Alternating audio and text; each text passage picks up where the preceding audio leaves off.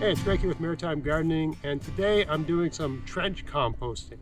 I've done videos on this before, but it's been a while, so I just thought I'd show it again.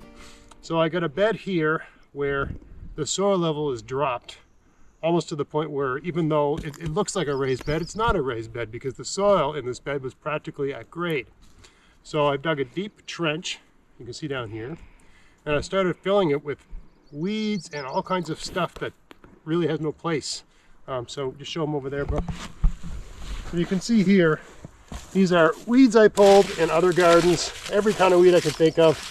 Some old rotten wood, some not fully composted cardboard from last year's garden that's just sitting there all winter. Now this time of year you got a lot of weeds, you got a lot of things that have just been happening since last fall and early spring. You got to sort that all out. So if you just pan out a little bit more, I got a garden over here where I'm planting potatoes. I had weeds, I filled a container of weeds with that. Go over here. This garden had weeds, pulled all of those and cultivated the soil there. And this bed had some weeds and stuff, so we pulled all of those. So now I've got all this stuff in these containers, and I mean I could put it in a composter and wait for it to compost, or I can just bury it here and it will compost. So that's what I'm going to do. These are like, this is grass. Sometimes, you can show over here, I got all these things that, I mean, sand pathways are great. They don't tend to get weeds, but anywhere like this spot here, there's a bit of shade, right? You will get weeds because the soil can't dry, sand can't dry out quickly here. So weed seeds, I mean, they fly into your garden from the air. Right, they're going to gather around edges like this, so they're going to grow. All right, so just gather those all up, put them in a bucket, and whatever bed looks like it needs more soil, I dig a trench and I fill it with weeds. I do this every year with everything.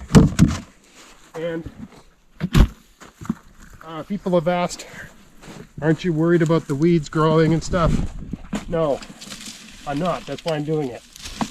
I was worried I wouldn't be doing it. So, I mean, there are some weeds I would never do this with.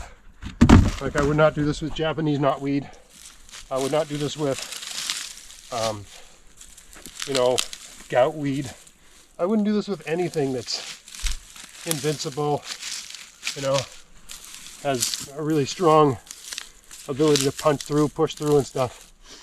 But most of what I got here, once we bury it, and you see here I'm falling down, I'm stomping this all down.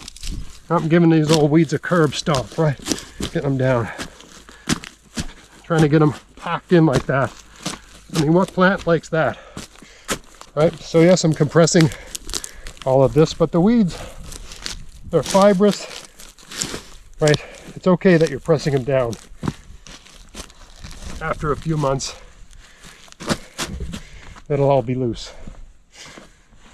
All right, now I'm going to grab the rake, put some of the soil in, like that. Do another little walk. You don't want the trench collapsing after a couple months. We're just compressing a bit. Still not compressing a lot.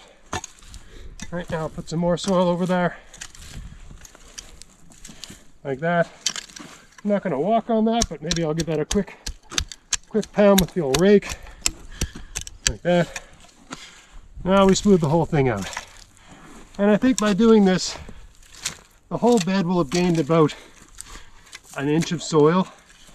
Right? Because we've added, I don't know, like, let's say a wheelbarrow full of plant matter, which is basically soil now.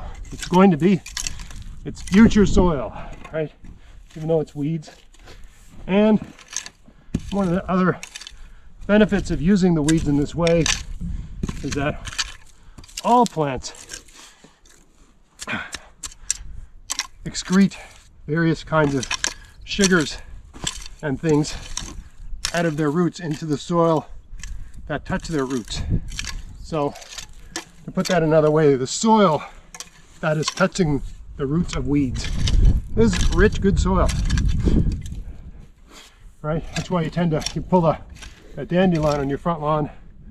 It's like 50-50 chance there'll be a worm in the roots. And that's why, right? A lot of good stuff there, right? And all the different forms of microbial life in the soil are attracted to those roots. So by planting the roots, you're actually kind of fertilizing the soil. Now that's buried deep in a trench, but there's worms and other things going around in the soil here, distributing all that stuff throughout the garden. So everything that's in those roots of the weeds will eventually, don't want that, will eventually be everywhere else. Rock there. So we're effectively amending the garden. Look at that guy. He gets it.